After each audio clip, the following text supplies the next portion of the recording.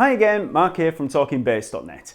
This week I'll be taking apart 5 of the most popular and best bass riffs that you can learn as a beginner.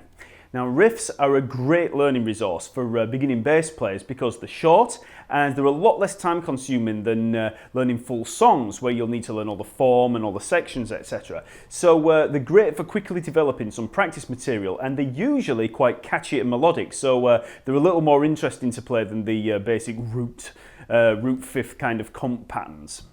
If you've not been over to TalkingBass.net, then go check it out. There's hours and hours of video lessons, all systemized and categorized in the lesson map, and you can also download all the lesson material from there too.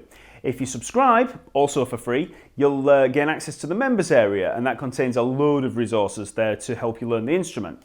And if you're a beginner, be sure to check out the beginners course. That's an 8-lesson course dealing with the absolute basics of playing, from holding the instrument right through to the basics of technique and how to learn songs. So go check it out. So let's get started with a really famous bass line, Another One Bites the Dust by Queen. So first of all, I'll just play along with the backing track at full speed.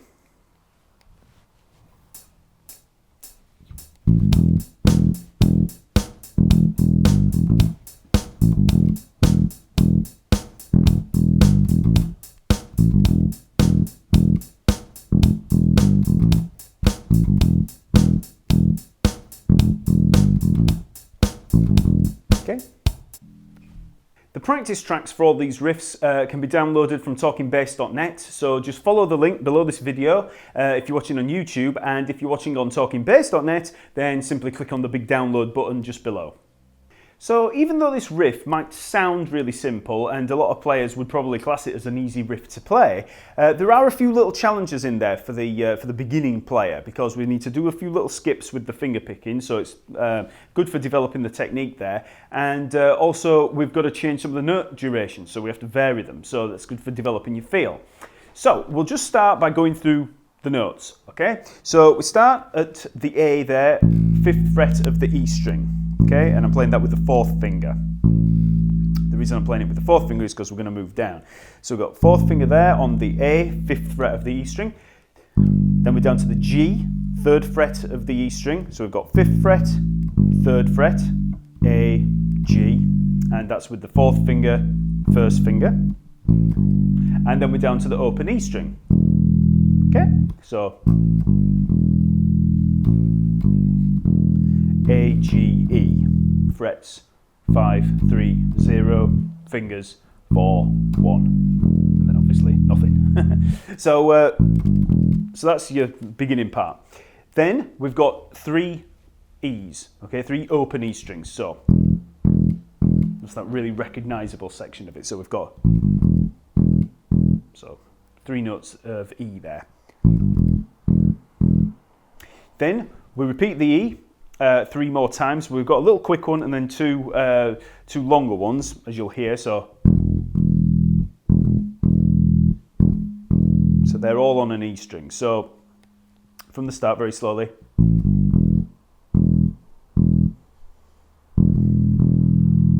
Okay, so I'm not going to go, because this is more for beginners, I'm not going to go into the actual rhythms that we're using. Just have a listen to how I play it and then just copy. So we've got.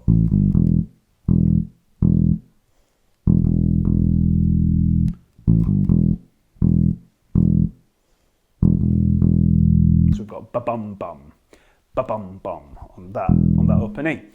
And then we go to the G, then open E, then A. G, E, A. So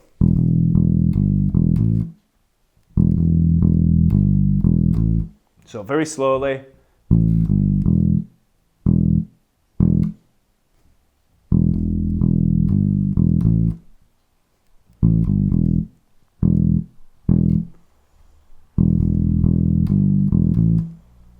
A, G, E, E, E, E, E, E, G, E, A.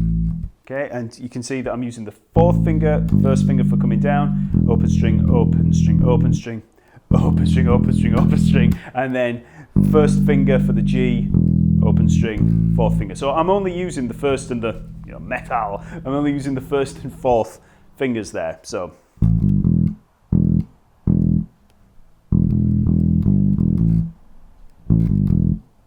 just round and round. So you want to start really, really slowly and then just build up speed. Don't rush it because it'll start to get scrappy, but pay particular attention to the rhythms, okay? So I'll start very slowly so you can play along with it, and then we'll try with the drum beat. So.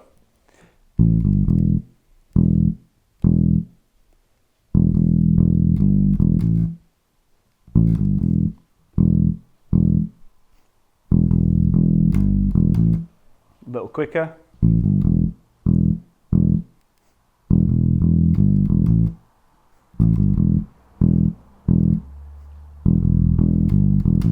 And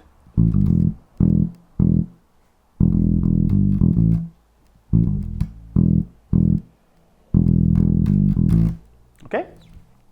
Now, in terms of the picking hand, you can pretty much try, any way that feels natural to you, but I'll just go through the way that I usually play this because it can be quite tricky with those little skips, the dun dun dun ba dun dun, all that kind of stuff. So I'll just go through what fingering I'm using on this hand. So I'm starting on the first finger. So 1, 2, 1. Okay. So I'm alternating picking. 1, 2, 1. Then I'm staying on with one finger for the, and then finger 1 for the next one. Then there I've got 1, 2, 1, 1, 2, 1, 2, 1, 2. Okay.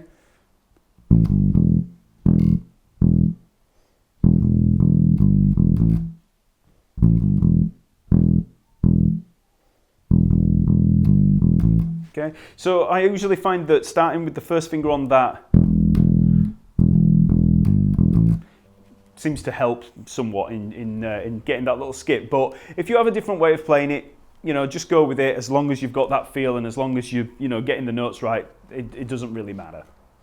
Before we try playing with the backing track, it's worth just mentioning one little aspect of this, just to prepare you for when we get the counting, and that's the fact that it has what's known as a pickup or an anacrusis. So you get a little bit of musical terminology there with anacrusis, okay? So it's usually called a pickup, and that just means that it comes in before the beat, okay? So with the counting, we would have 1, 2, 3, 4, and a 1, okay? Da-da-dun. So beat 1 is bum, so 1, 2, 3, 4. So the open E is on beat 1, so we're coming in before it. Just that little, that's what it's called a pickup. So we're just leading into beat 1. And this is very common. It's not like some complicated thing. Loads of tunes do it. So that's just one thing to bear in mind. So if you were to count it, it would be 1, 2, 3, 4, and a 1. 3, 4, and a 1. Okay? So now we'll try with the backing track. And you can just go through the different tempos that are provided, and we'll start with 80 beats per minute, okay? So this is quite slow. So here it is with the backing track.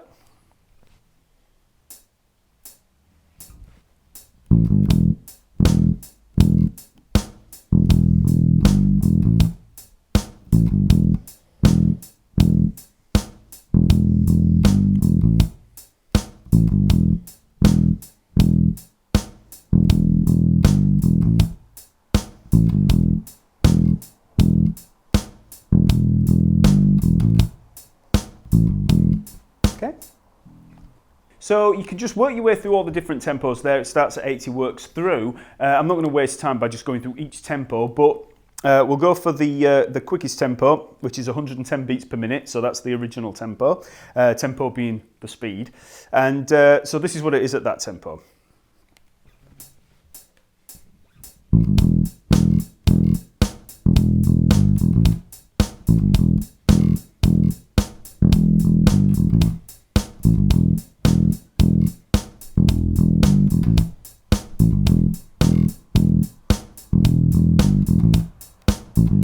Okay.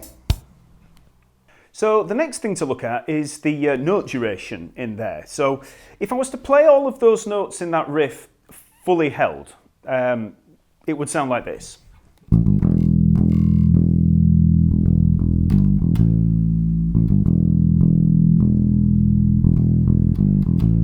Okay, so you can hear how it doesn't have the same feel. It's just a very much a laid back kind of feel.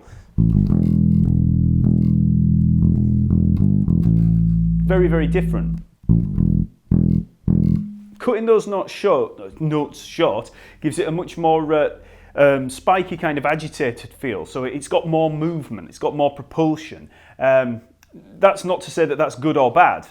Neither way is. It just depends on the kind of feel that you're trying to create. And it's worth bearing in mind, even as a beginner, that how much of an impact that can have, and it can make the difference between sounding good or bad, or a beginner or a more intermediate or advanced.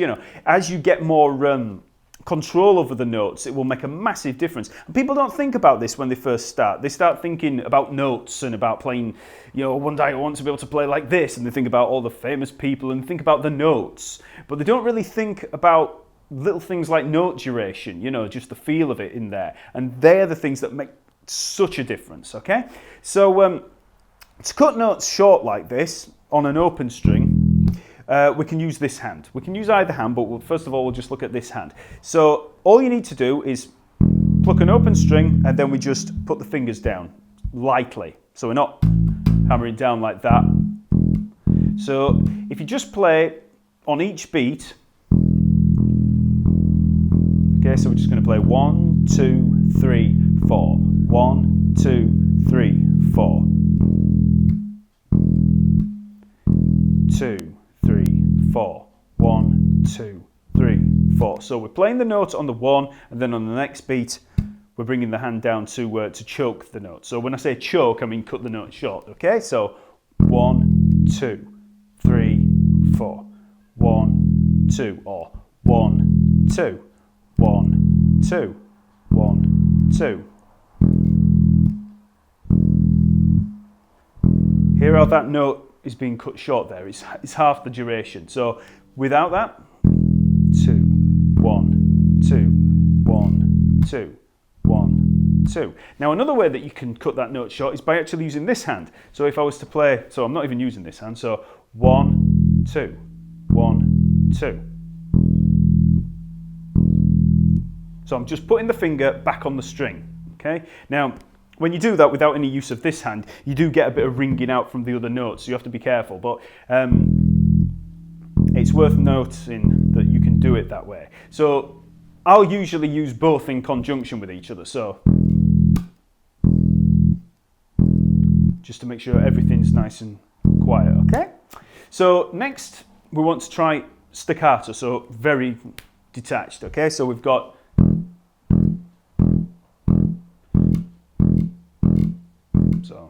fully held, so that tempo.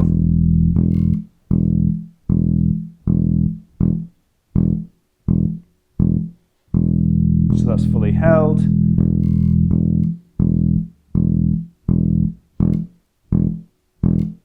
Okay, so we've got 3 different durations there. We're just playing on each beat. 2, 3, 4, 1, and 2, and 3, and 4, and so there I've got a kind of that motion going on, and then bam, bam.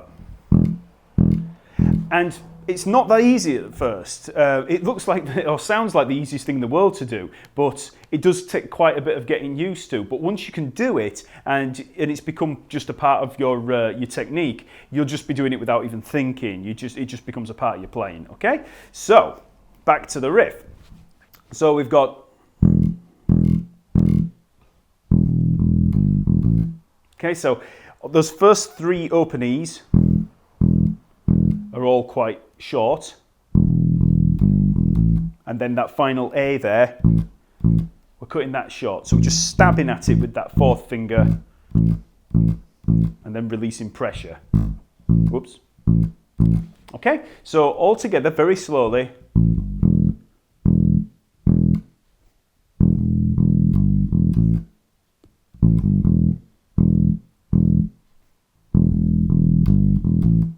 Okay, so you want to listen to the note durations there and just try and copy that, okay?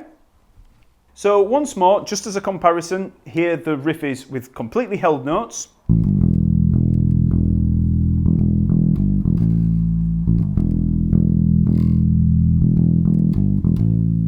And with a different, with more feel.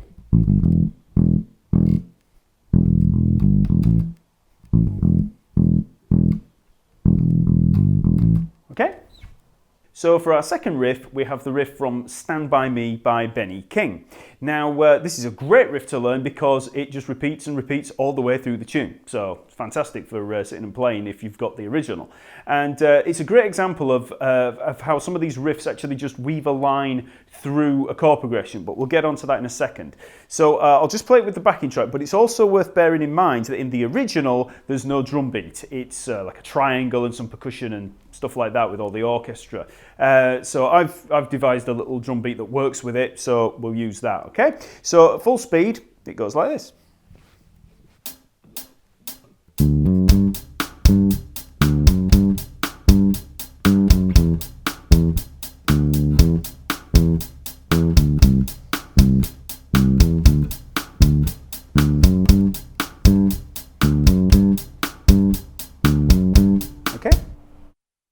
So we're in the key of G major and we start on a G note, 5th fret of the D string, okay?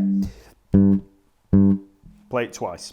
And we play them quite short, just as we looked at with Another One Bites the Dust. So then move down to the D, 5th fret of the A string, up to the F sharp, to the 4th fret of the D string, and then back to the G. So, okay? G, G, D, F sharp, G, G. Then, once you play the G again twice, we have G, F sharp, E. Okay, so 5th fret, 4th fret, 2nd fret, all on the D string. Then we play the E twice, so. Then down to the D, 5th fret of the A string, and then back to the E.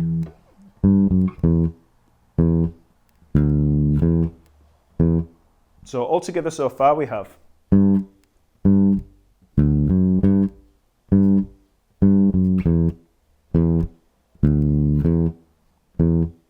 then we have E again, 2nd fret of the D string, down to the D, 5th fret of the A string, then down to the C, 3rd fret of the A string. So then we play twice on the C. So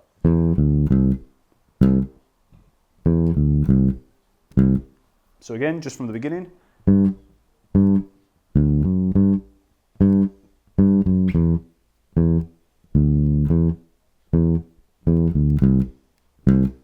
So that's the C. Then we have C, E, 2nd fret of the D string, and then back to the D at the 5th fret of the A string,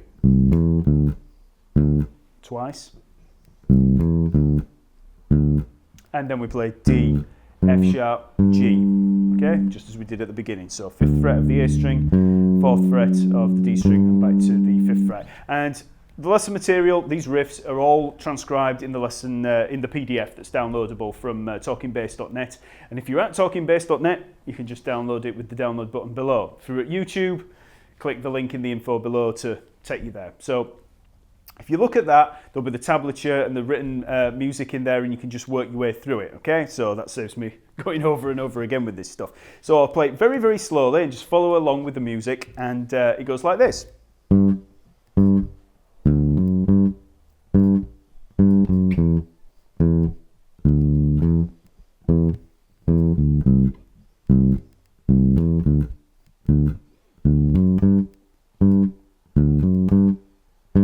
And then we're back to the beginning. So, as I said, there are a few different ways that you could finger it. I could play it like this also. And play the E there. That's probably how I would play it. But because I want to keep it more in the kind of beginner's vein, I'm keeping it down here in this kind of lower area, so you don't have that big stretch. Okay, so yeah, just play it very slowly and then just build it up to speed. So as before, let's try it with the backing track, and the backing track starts at 90 beats per minute. So.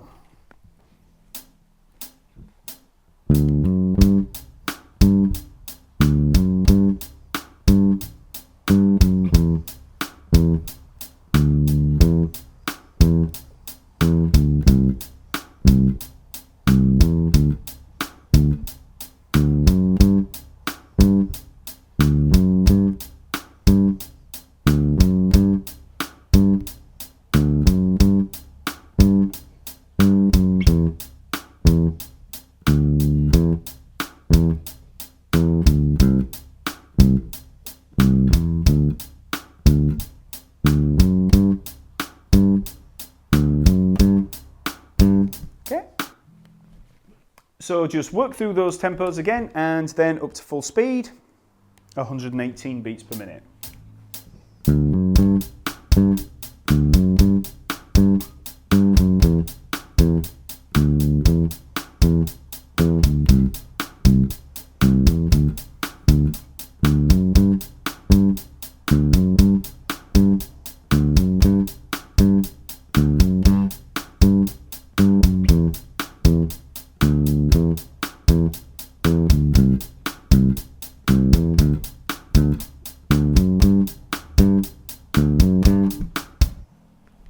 Now, one of the main issues that you might have with learning this riff is the timing, and it's just with that the first note there, well, the second note there, sorry. So, and if you're having any problems with that, just subdivide. So we just think 1 and 2 and 3 and 4 and, so we think eighth notes. So instead of thinking 1, 2, 3, 4, think 1 and 2 and 3 and 4 and.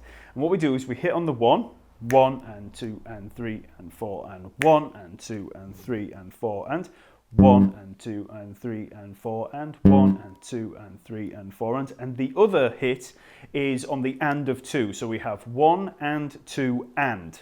Okay, so very, very slowly, 1 and 2 and 3 and 4 and 1 and 2 and 3 and 4 and.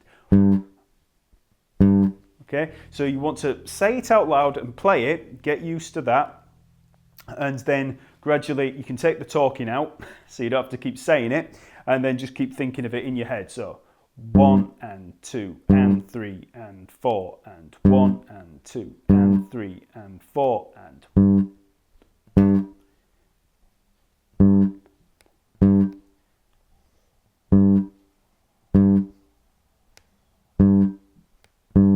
Okay, and you want to hear how it is in relation to that click. So, bam, bam, bam, bam, 1 and 2 and 3. Okay, so that's how to do that, and you just build up speed. So you start off slow, bam, bam, and then bam, bam, bam, bam, and it's worth getting used to that kind of rhythm because it's very, very, very popular in pop tunes, whatever.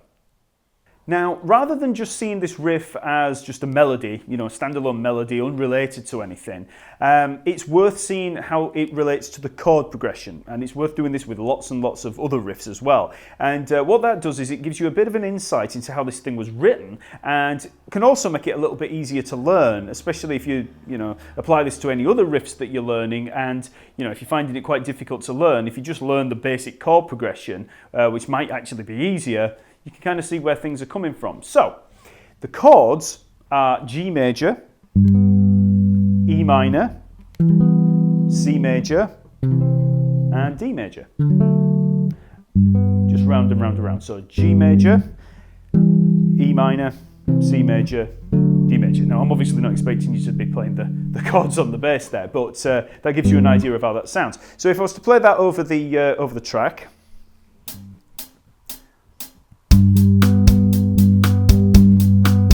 Major, E minor, C major, D major. So the G major is for 2 bars, E minor is for 2 bars, C for 1, and D for 1.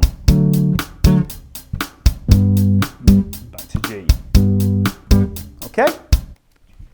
So the letters that we have in those chords, like G major, E minor, C major, D major, they're the root notes of the chord, okay? So they're the notes that those chords are built from. So as a bass player, all we need to do is play those root notes. So let's just try going through that chord progression, and we'll use the same riff, the same rhythm that the Stand By Me riff has, and we'll just see how it works. So we'll just play G there, 3rd fret of the E string, E, open E string, C, 3rd fret of the A string, D, 5th fret of the A string. Okay, so we'll just try that with the drum beat.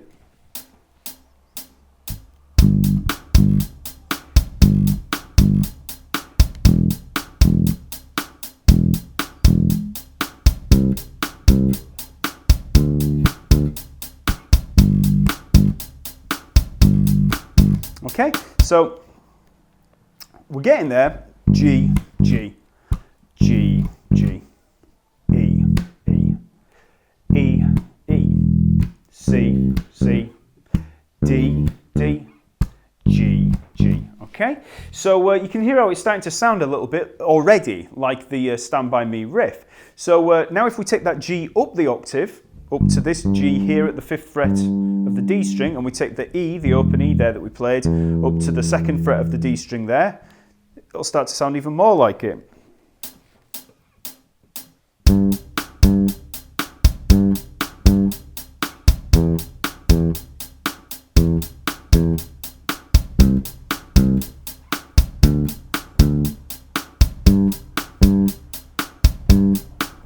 Okay?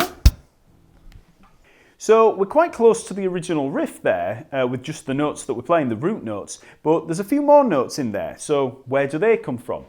Well, as I mentioned before, we're in the key of G major, and when you're in the key of G major or whatever major key it is, we use the major scale, the appropriate major scale. So in G major, the key of G major, we use the G major scale. Okay, and that's the palette of notes. They're the notes that we generally use, like an artist's palette, for painting a picture. So we've got G major. If you don't know the G major scale already, I'll just go through it. So we have G, A, B, C, D, E, F sharp, G. Okay, so 3rd fret, 5th fret on the E string, 2nd fret, 3rd fret, 5th fret on the A string, and then 2nd fret, 4th fret, 5th fret on the D string. And you can go up and down, okay? So that's the G major scale. So that's the palette of notes that we use for the key of G major. Now, if we have a look at the riff,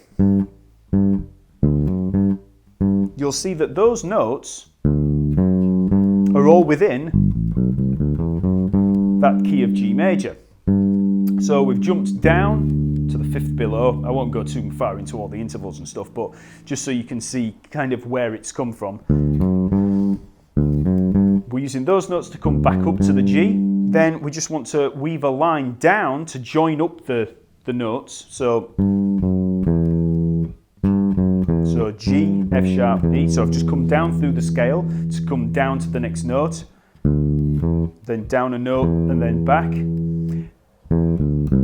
Then come down through the scale again to get down to the C. Then just overshot the D to come back to it. Okay, so that's a very, very basic look at it. But if you look at riffs in this way, if you're learning a riff and you're wondering how it was written or how to come up with stuff for yourself, analyze them in this way. Look at what the key is, and then just start to look at how the notes move from one chord to another. And that's the really important thing. Look at the chord progression. It's one of the things that bass players don't do when they very first start. Because chord progressions, that's for guitarists. So it is for bass players. It's incredibly important for bass players because part of our role in a band is to reinforce that sense of the harmony, okay? And if there's a chord progression, we work through the chords. We might only work through the root notes a lot of the time, but all these other notes in there, we use, with scales and arpeggios and all that, we use those notes to join up those root notes, okay? So, just a little look at that there. Next up, let's try Billie Jean by Michael Jackson. Now, this is a really short riff in the key of F sharp minor, and it's really popular with beginners because it's so recognizable. And there's several different ways of playing this, the fingering of the hand there. But I'm going to show you a way that's just easy for beginners. But I will go over some of the other ways that you could play it too, just to so you can get a bit of practice. So the original sounds like this.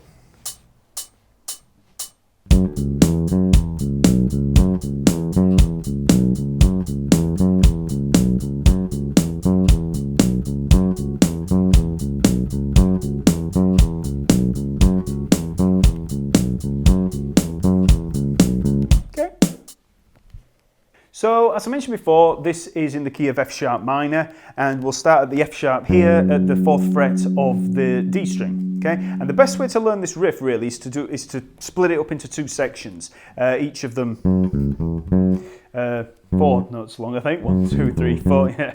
So we've got F sharp, C sharp, E, F sharp. That's the first part. So F sharp, 4th fret of the D string, C sharp, 4th fret of the A string, E, 2nd fret of the D string, and then back to F sharp, 4th fret of the D string. So very slowly.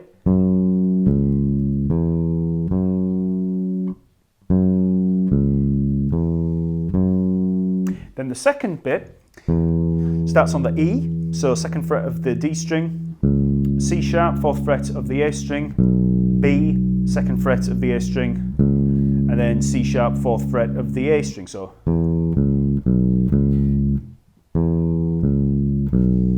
and then we just put those 2 together. So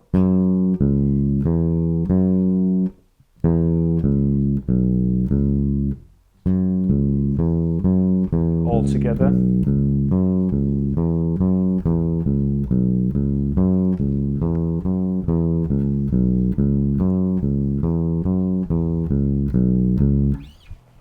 One of the easiest ways for beginners to finger this is to start with the 3rd finger and kind of play with that part of the finger and then just bar across down onto the C sharp. So use the 3rd finger for both of those first 2 notes, and then it's just a case of using the 1st finger and 3rd finger for the rest of them. So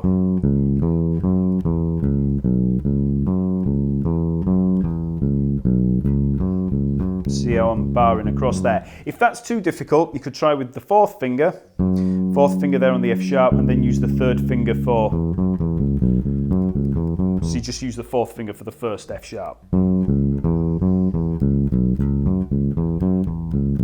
There's loads of different ways you can do this, so just, try out a few different ways yourself. None of them are right or wrong, it's whatever works for you, okay? So with the backing track at the slow tempo, 90 beats per minute,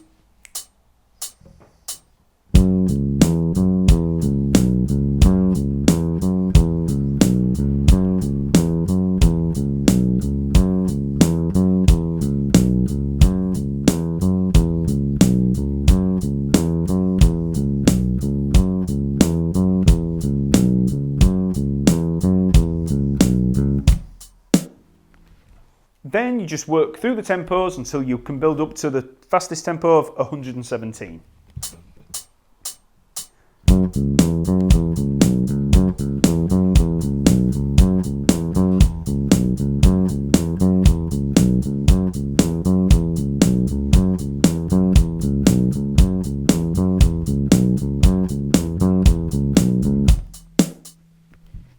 The next riff is going to be Come As You Are by Nirvana, which sounds like this.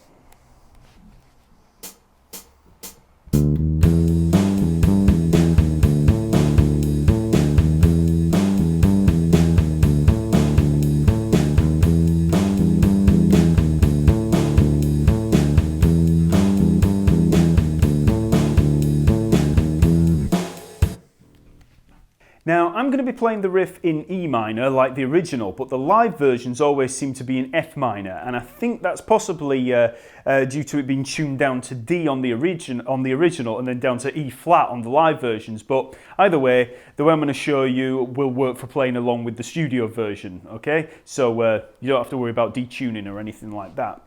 So we start with a pickup like we did in Another One Bites the Dust. So we have D, D sharp, and then we're to the E. So 5th fret of the A string, 6th fret of the A string, 7th fret of the A string. So 5, 6, 7. So, and I'm just using the fingers 1, 2, 3. So that's the pickup, and then we've got. So we've got E, the 7th fret there. Then we play the G there at the 5th fret of the D string. E, G, E, G, E. So we just go between them. So G, E, G, E. Then we play a repeat on the E and then come back down. So 7, 6, 5. So E, D sharp, D, or E, E flat, D. So.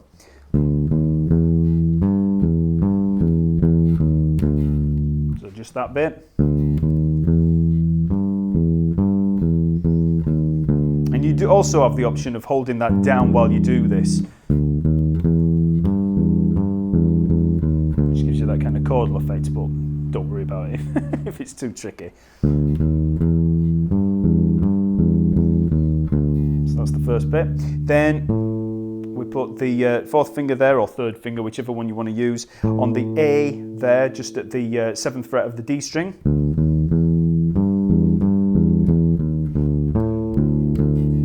Then we've got D, D, A.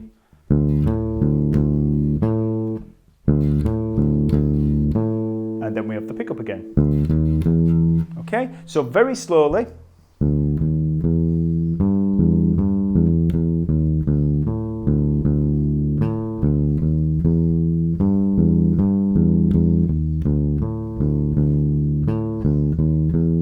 Okay, so then just build up speed.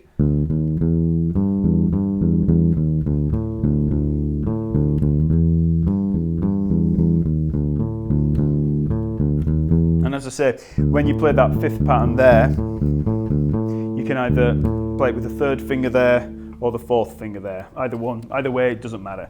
And as I've said before, you can also,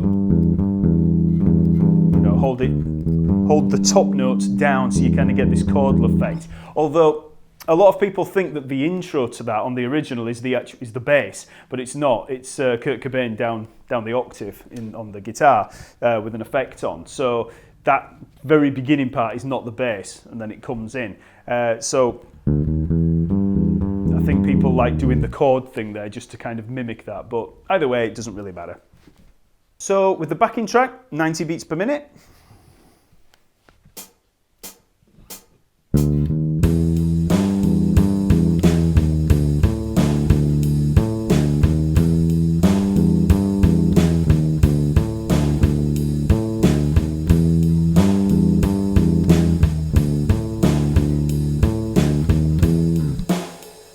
Just go round and round.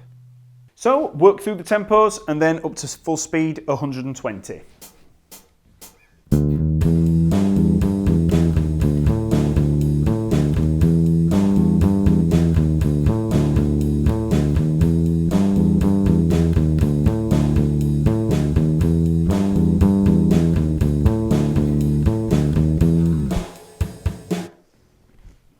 Now lastly, let's look at one of the most famous riffs of all time, Sunshine of Your Love by Cream, which was played by Jack Bruce.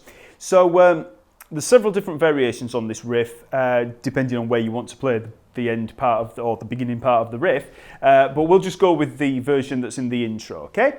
So it sounds like this.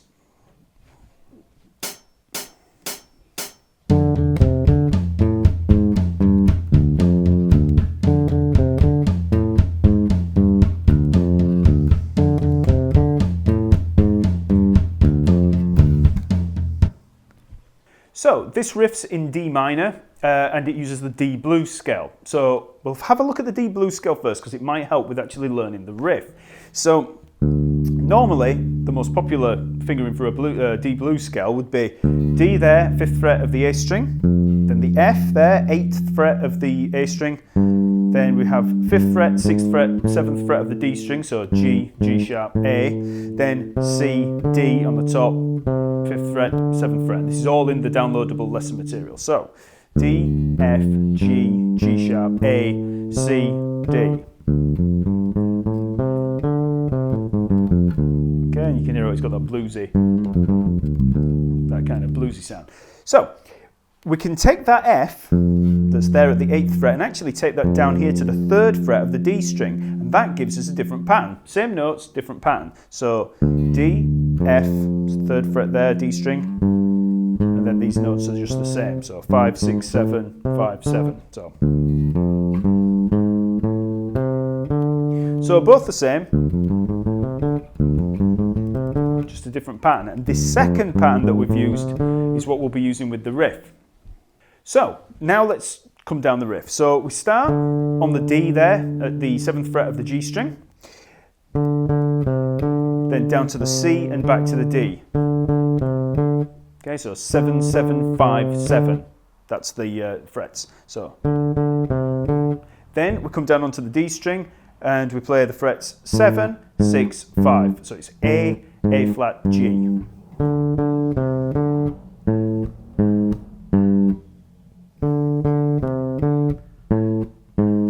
So we're coming down that blues scale. Then we just drop down to the D, 5th fret of the A string, up to the F at the 3rd fret of the D string, and then back to the D saw. So it's just between those two notes there. So all together. And for the rhythm, we've got some off beats in there, just mimic how I'm playing it there.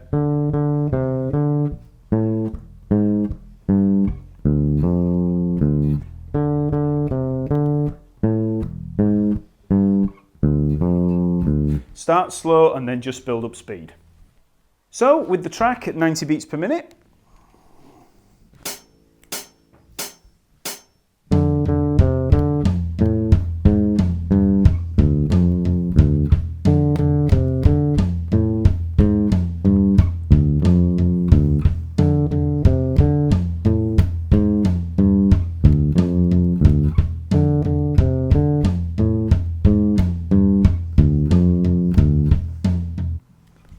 again, work up speed until you get up to full speed, 116.